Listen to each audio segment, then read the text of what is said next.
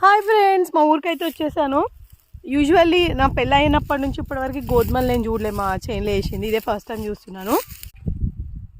ఇదంతా గోధుమ పంటలు, మొత్తం గోధుమలు వేసేది ఇదంతా. అండ్ ఇవంతా జొన్నలు. దీంట్లో మధ్య మధ్యలో మీకు కుసుమలు కూడా చూపిస్తాగండి. ముళ్ళులు ఉన్నాయి కదా, దీంతో ఆయిల్ ఎక్స్ట్రాక్ట్ చేసి మనం వెజిటబుల్ ఆయిల్ అంటారు కదా, సో మేము ఎక్కువగా ఇదే ఆయిల్ అనేది యూస్ చేస్తాము.